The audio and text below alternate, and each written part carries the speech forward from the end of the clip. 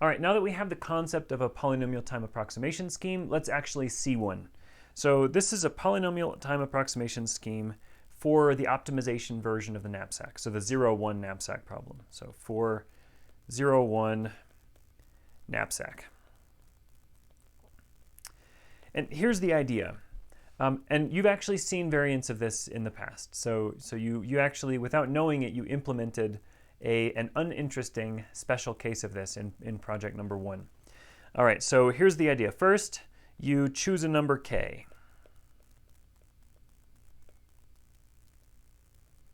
And k has to be less than n. If k equals n, then this is no good. This k equals n is actually the algorithm you implemented in project 1. So choose a number k, strictly less than n, and now enumerate all the subsets and check the values of all the subsets that contain k or fewer items. Enumerate all subsets containing k or fewer items.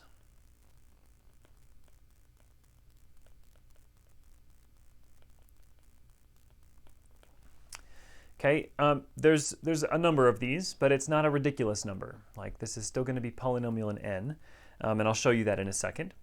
And now, for each one of those, so for every single subset that you've just generated, fill in the rest of the space using the greedy algorithm. So for each of these subsets,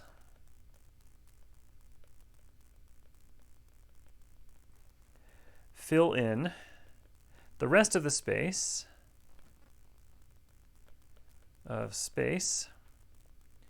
using greedy algorithm. And the particular greedy algorithm we're going to use is the one that ranks the items by their density, right? Ranking by density. So the same greedy algorithm that you would use if you had a fractional knapsack problem. All right, so and that's it, right? So now you have a bunch of subsets, right? There may be a lot of subsets, but there are, well, I'll show you in a second, there are polynomially many subsets. And you just pick the best one. So in the end, you return, of all the subsets that you eventually found, you return the best one. So of all these candidate solutions, return the best. Okay, that's not too complicated of an algorithm description. Now let's see what this gets us. So here's our theorem. I'm going to prove half of this. This is called, by the way, this algorithm is called Sahni's algorithm. Sahni algo. All right, the theorem says Sahni's algorithm is a polynomial time approximation scheme. Whoops. Go is a PTAS. And in particular, we have this fact. The value of the optimal divided by the value of xa is always going to be less than or equal to 1 plus 1 over k. So 1 over k is analogous to the error term that we defined above when we first posed this concept of a PTAS. Now, this statement here, that the approximation ratio is less than or equal to 1 plus 1 over k, is a statement that it is an approximation scheme. But we also have to kind of argue that it's a polynomial time approximation scheme. So here's our question: why P in PTAS, or PT? How do we know this thing runs in polynomial time? Well, let's think about the steps that we have to do. So this is step 1 and this is step 2. So I have to enumerate all subsets containing k or fewer items. So here I'm going to make a claim, and then I will prove this claim. I'm not going to prove the approximation ratio here, but I want to at least take the opportunity to show you why this thing I'm about to say is true. Why is this thing a polynomial time approximation scheme? All right, so 1, we've got, well, let's see. That's fine. We've got the number of subsets containing k or fewer items, less than k items, is big O of k times n to the k. This doesn't feel obvious right off the bat. So if you think about it, if you think about what this is doing, it's actually summing up a whole bunch of n choose i's for different values of i's, and we'll look at that in a second. And n choose I can be quite large, right? You think about n choose I as being this combinatorially large object, which could have some kind of exponential dependence on n. You think, and so for example, n choose n is just 2 to the power of n, right? So it's not obvious that this is the case. Pardon me, n choose n is not 2 to the power of n. The total number of subsets is 2 to the power of n. And so this is smaller than 2 to the power of n. We know that, but it's not obvious why. So let's see why. All right, so what we need is first some preliminaries or some background, some reminders about combinatorics. So the number of, here we'll say y, the number of subsets containing exactly k items, or I'll say with exactly I items, with I items exactly, is n choose I. And there's an expression for this. This is n factorial divided by I factorial times n minus I factorial. So with all these factorials in here, this doesn't look very good, right? This looks like we need to be nervous. And so that means the total number of subsets containing no more than k items is this. It's the sum from I equals 1 to k of Cni. And so now we have this big sum of a whole bunch of things containing a bunch of factorial expressions. So we say, why would this be the case? Well, we can prove this using induction. All right, so prove this, that this is less than or equal to k times n to the k using induction. All right, and here's how this goes. First, we can use our base, set up our base case. So the base case is that c of n1 is less than or equal to 1 times n to the 1. And c of n1 is n factorial divided by 1 factorial times n minus 1 factorial. And so what is this? Well, this is n times n minus 1 times ... times 1 divided by 1 times n minus 1 times n minus 2 ... times 1. And so all of that cancels out with all of this, and we're just left with n, which is indeed less than or equal to 1 times n to the 1. Okay, so we're done when k equals 1.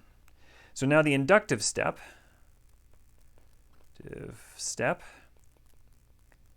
says assume, where's our statement? So let this thing be true.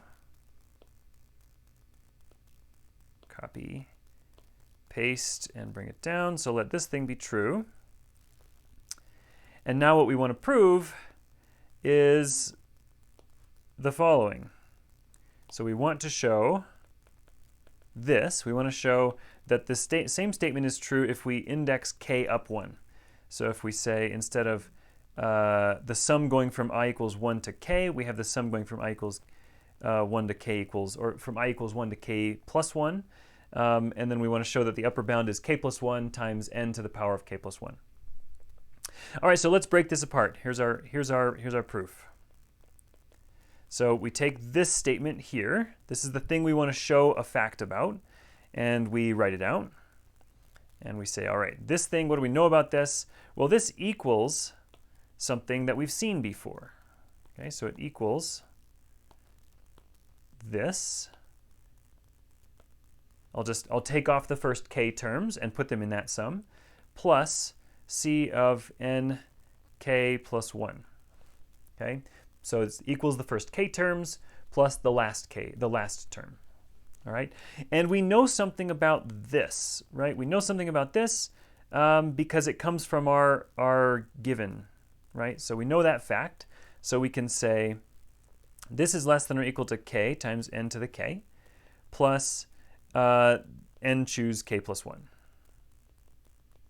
Okay, so now let's start expanding this thing out. So I've got k n to the k plus n factorial divided by k factorial, sorry, k plus 1 factorial, plus 1 factorial times n minus k minus 1 factorial. Right? I'm just using the formula for n choose k plus 1, and I'm plugging in, or n choose k, and I'm plugging in k plus 1. All right, let's investigate this term here. I'm going to pull this over to the side, and we'll look at it.